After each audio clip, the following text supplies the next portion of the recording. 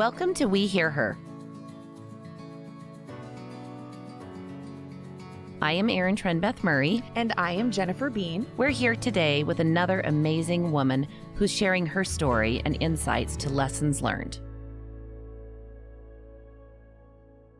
Hi there, I'm Erin Trenbeth Murray, and here we are with our podcast, We Hear Her, for women who succeed. And I am thrilled today to get to spend some time with Kristin Andrus, who is known by many on social media as well as in the community as a pure champion, especially of women, children, and refugees. She has so many causes and so much energy, but of course her number one priority is her amazing family and all that they do together. So let me just take a moment and tell you a little bit about Kristin, and then we'll get to talking with her. So first of all, one of my favorite things that jumped out in her bio to me is that she is the Chief Culture Officer for her husband and her 6 children. She serves as a board member for the Ronald McDonald House Charities of the Intermountain area and for Undefeated, an organization serving underprivileged youth and single mothers in Uganda. Profits count on Kristin for her social media and marketing savvy, as well as her supernatural ability to get stuff done. I thought I had a high energy level and could get a lot done. She does 4 times what I can do in a 24-hour period. With over 100,000 combined followers on 100,000 combined followers. 91,000 are on Instagram and 12,000 on YouTube. And her live cooking segments of Utah Studio 5, Kristin has built a platform for awareness and impact. Her musings on marriage and motherhood and her collection of 250 free home workouts offer love, light, and laughter for her social media community. And if you haven't seen her workouts, you need to, because they are torturous and hilarious at the same time. Apparently, I need to do some more of those.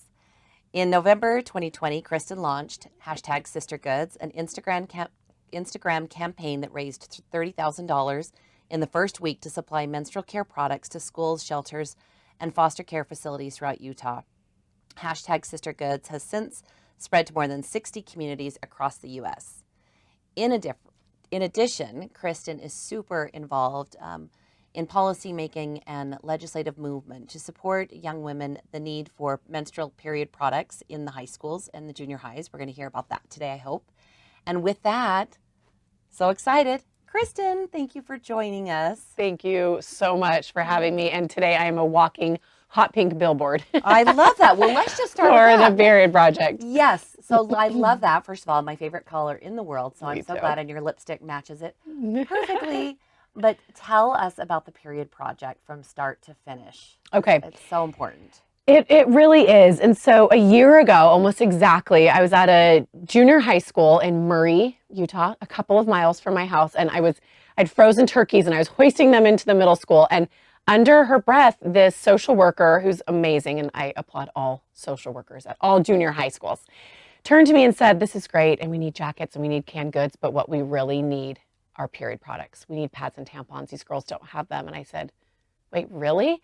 And like all of us, we know that food is a problem. We know that we have hunger in Utah and in other states. But when you talk about food insecurity, it actually equals period product insecurity. So we provide free lunch. We do so much for our kids. We have the food bank. We do food bags, on breaks. But what we're not thinking about, and it's never talked about, is that when you do not have enough food, you are choosing between buying a meal for your family and buying period products for yourself or your daughters. Mm-hmm. It is a ongoing problem that is today, and it's happening in your local school. And I think that was the biggest surprise. I live in Holiday, Utah. I went to my local high school thinking, oh, we're an affluent community. Mm-hmm. They run out of period products more than Kristin, we need more. We need more. It is happening in every single school. So I started an online fundraiser, and like myself, everyone went, oh my gosh, it's a problem. And then they thought, well, of course it's a problem if you really think into it. I run a Walgreens. I get my daughter what she needs. It's no problem. But plus they're kind of pricey. I mean, even there, it's a product that's a non-food item. Yep. Just like diapers or something like that. It's not cheap. So it's not cheap, and it's not, this is the saddest part about this, it's not considered medically necessary. And so it is taxed. So Rogaine is not taxed, Viagra is not taxed, Band-Aids aren't taxed, suntan lotion is not taxed because it's considered medically necessary.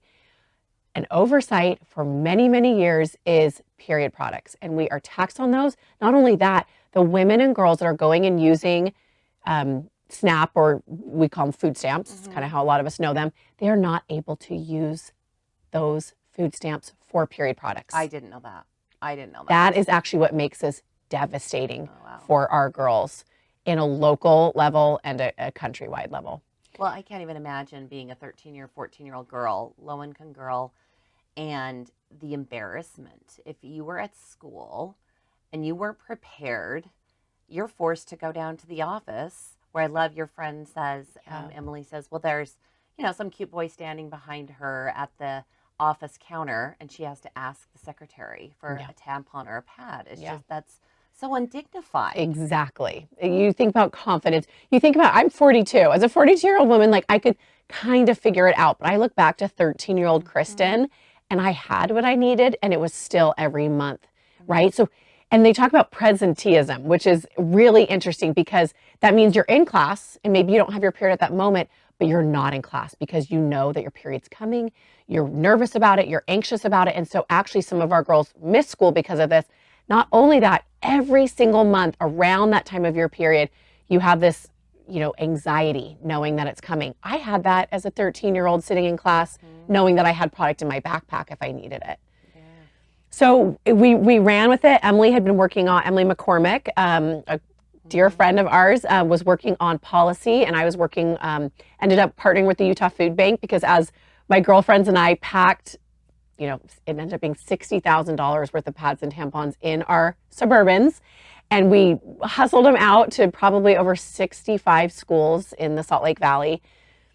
We heard stories that we could never forget. And my husband, who runs Traeger Girls, said, Kristin, this is not scalable. You're driving these around to the Suburban. Yeah. And you're doing Walmart orders, Costco orders, and Amazon orders, and then you're asking friends to come and you can't keep doing this. What's your plan? And I'm kind of that ready, fire, aim type of personality because I just go, like you had said. Yes. And so I thought, okay, what am I going to do about this? So I reached out to the food bank who I already partnered with on different things and on social media. And I said, what do you guys do with feminine products? And they said, I don't know. Well, let's find out. So they sent out a survey to over 200 pantries and literally within 12 hours got back to me and said, this is the highest response we've ever had in the history of the Utah Food Bank for any product we've ever tried to place. We need this and we need this now. So I partnered with them. And so all of my fundraising efforts have gone towards the food bank, which Jeremy's very happy because they now can distribute all of the products to the girls and the women in need because they're already going there. The food bank, as you know, is the most amazing organization in Utah, and they have their hands and drivers and distribution everywhere where there is need, and now we're able to deliver period products there. And even bigger, though, you're tackling this Hydra also from the legislative level. Yeah. And share with us a little bit about that. Yeah, so I just literally drove here from a rally up at the Utah State Capitol, and we had hundreds of women come and support this. And so we are writing legislation to get pads and tampons for free in all grades. And we're actually doing elementary through high school because sadly, girls younger and younger are getting their periods. And if you're living in poverty, you have a 38% chance of having your period at 7 years old. And so we need to be in elementary schools. And so we're asking the legislature, come and help us. And we privately are going to fund the dispensers in every single school in Utah. And then we're asking the legislature to come in and provide the pads and tampons on an ongoing basis for every school in Utah, including charter schools. Bravo. Bravo. I mean, that is just one of the examples of everything I've seen. And I've had an interesting kind of background of being the nonprofit world. And when you're in the nonprofit world, part of your role when you're CEO is fundraising and development. So you get to know a community of folks who have means, who are able to give of their resources, which is so incredible and so generous. And then there's this even smaller niche of people that really walk the walk and talk the talk and put put their actions in besides just their financial resources. And that's what really impressed me about you as we got to know each other a little bit more this last year. Every time I turned around, that you were either I'll call you, I can talk. I'm just dropping off, some turkeys, or I can talk to you. I'm just over at the school gathering books, or I'm at the refugee center, or I'm going to be, and I have never, and I'm talking almost 30 years in the nonprofit world, I have never seen someone that is so engaged financially as well as volunteerism. And you will never know the tens of thousand lives that you have impacted in the state of Utah. And I want you to know how important that was to me, how moved I've been watching you. Thank you. And it's a privilege to call you a friend. Wow, thank you. Well, and I actually had this experience yesterday, which speaks to that. And I kind of, it's just who I am and what I do. And so I kind of forget, I don't know. I kind of forget that that's not what everybody does. Most people don't do this. But I ended up with the Utah Muslim Civic League and getting to know some Afghan refugees who just came. And I had to pick them up at their hotel and drive them to get some donations and drive them back. And I thought, I'm not letting you go. Like, I'm not letting your story end. And that's a lot of my thing is like, I'm not letting these stories end with me. Like, I have to share them. And so I've kept up with them on WhatsApp, and they were supposed to come to my house for dinner, and they canceled because they were up getting vaccinations. And they invited me over yesterday to help talk to them about SIM cards and, things like that. So I walk in at 2:00. I have to pick up my kids at 3:00. And I sit down in a Midvale hotel room that's hot and warm with 8 Afghan refugees on the carpet with the tablecloth laid out that's stained from the foods that they're eating on the tablecloth, and sat and ate with them yesterday at 2:00. And I had to leave by like 2:45. And it was the best thing I've ever done. I thought I would take a carpet picnic with new Afghan refugees, one-on-one, talking to them, learning from them, laughing with them, crying with them over a rally at the Capitol. Any day, because it was personal. Like their story breaks my heart, and I want to share their story, and I want to enable them to share their story, which I'm actually working on doing.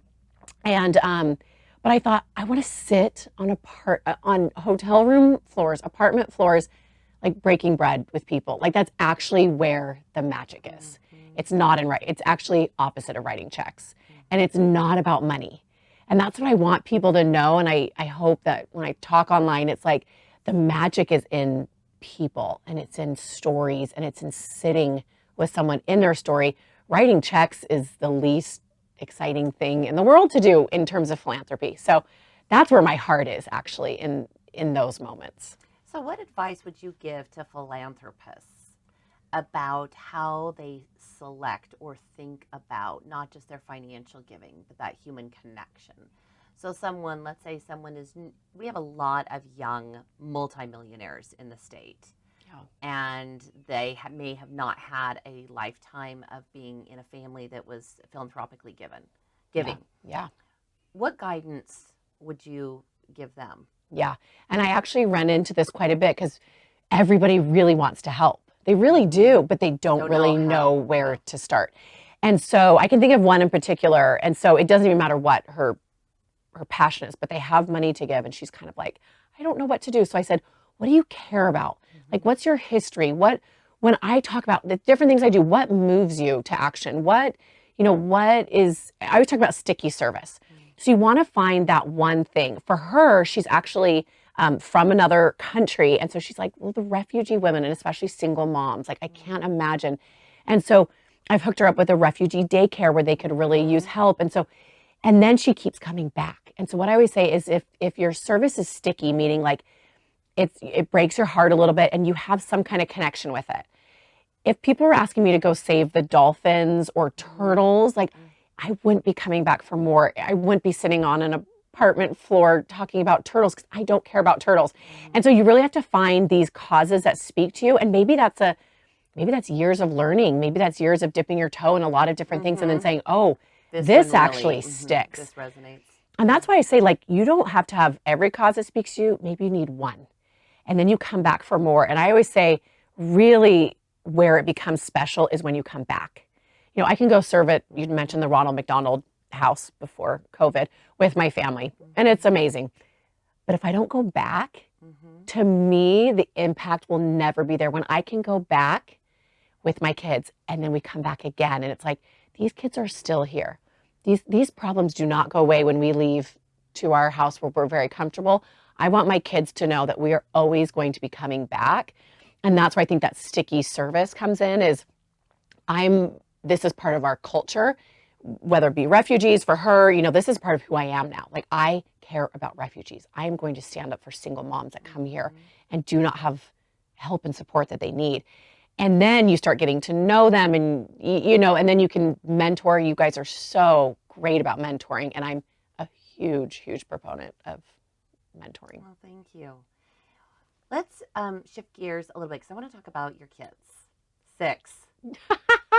Right? I know. And I, more than once, I have been with you or been on a call with you or your daughter's calling or something. So tell me a little bit about...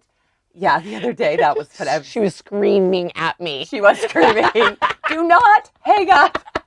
We're about to start a big event and Kristin's like, I have to go, honey. I love you. Do not hang up. How do you both impart you've got an ultra philanthropic heart. You have a family of entrepreneurs that are doing very well from a capital perspective, and so you have this balance of making money and giving money. And you and Jeremy are both incredibly driven people.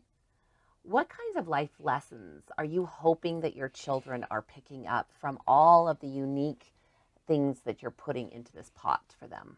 Yeah, that is a great question. And I ask myself that every day. I often look at Jeremy, who's trying to reinvent. He didn't have a lot growing up in the early part of his childhood, so he's trying to reinvent that for our kids. I'm thinking, I actually don't think that's just not possible. We can't fake that we don't have money to buy shoes. Like, he's trying to reinvent that way. Yes, he's trying to be like, no, we don't have the means to buy. I'm like, you're like, no, we own Traeger. We can buy shoes.